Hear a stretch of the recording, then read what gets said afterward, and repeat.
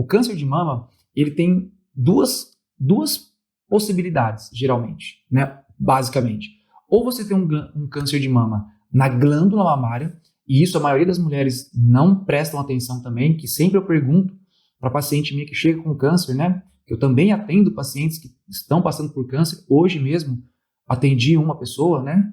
E assim, ou a mulher tem o câncer na glândula, ou ela tem o câncer no ducto mamário, que é o quê? É o canudinho que sai da glândula e vai até o bico ali do seio para levar o leite para fora.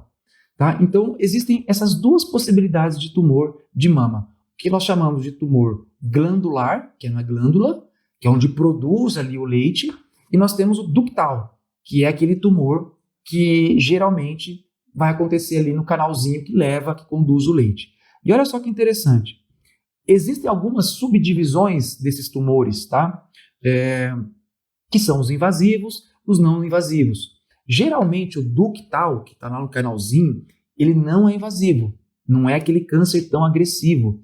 E o glandular, geralmente, ele tem essa questão de ser mais invasivo, que inclusive esse invasivo, essa subdivisão que, né, se faz na medicina, ele vai pegando regiões ao redor, como por exemplo a pele, né? Pode pegar a pele do seio, pode pegar o osso, o músculo, outras estruturas, né? A pessoa pode ir disseminando esse tumor. Então, mas de qualquer forma, a função, se você perceber, a função da glândula é produzir o leite.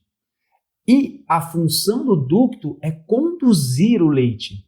Olha só que interessante. Então, se você for pensar, a função de cada um é diferente. E tem um detalhe que é muito importante que todo terapeuta deveria saber, que essa parte embriológica, né?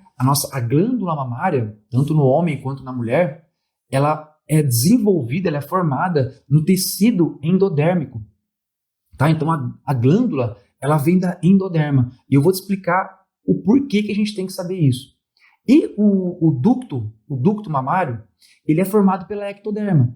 Então são tecidos embrionários diferentes. Tá? São tecidos embrionários diferentes que reagem diferentemente diante de um estresse. Olha só que interessante. Né? A glândula mamária vem do mesoderma. Comi bronha aqui para vocês. É na mesoderma. Então, olha só que interessante. Quando nós temos uma alteração na glândula mamária, para que ocorra o crescimento das células, tá? Para que ocorra o crescimento das células, precisa automaticamente estar atuando o sistema nervoso simpático. Começa por aí. Então, o nosso sistema nervoso simpático está atuando de forma muito intensa nas glândulas mamárias. Se tiver acontecendo isso no ducto mamário, o máximo que vai acontecer é uma necrose por dentro desse ducto. É como se o canalzinho por dentro começasse a corroer. Então, olha só que coisa.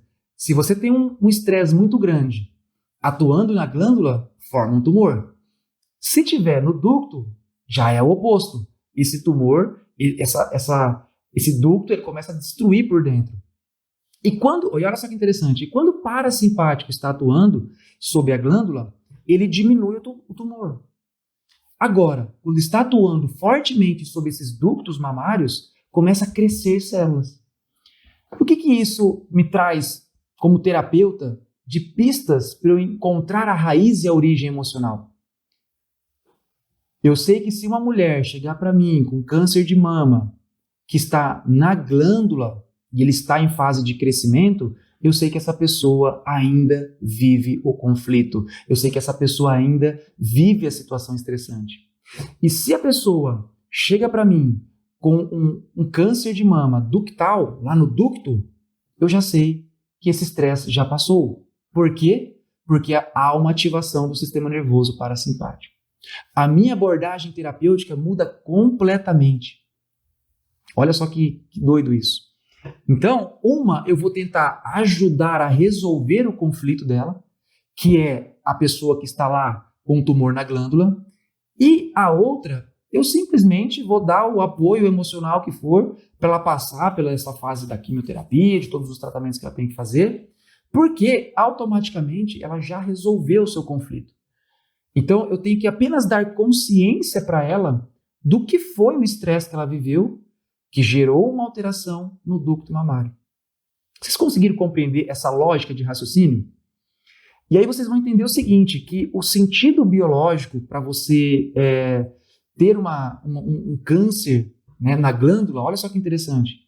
Como a glândula é formada pela mesoderma e é a parte mais antiga da mesoderma, e para quem não sabe, tá, pessoal, nós somos formados, talvez você lembre do colegial, né? Endoderma, ectoderma e mesoderma, né? São 3 tecidos embrionários que formam o nosso corpo todo, né? É dali que nasce a gente, né?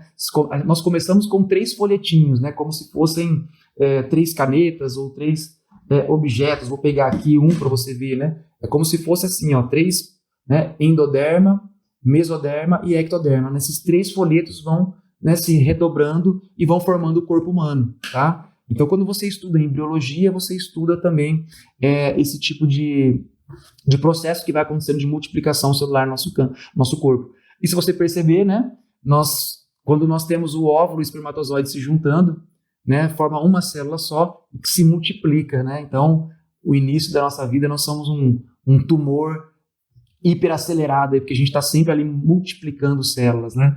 Então, eu quero que você entenda isso, até que quebre um mito seu, porque nosso corpo ele está constantemente multiplicando células e degradando células, necrosando células. Esse é um processo natural do nosso organismo. E quando você entende as alterações, você percebe que é baseado em uma função. Nós chamamos isso de sentido biológico.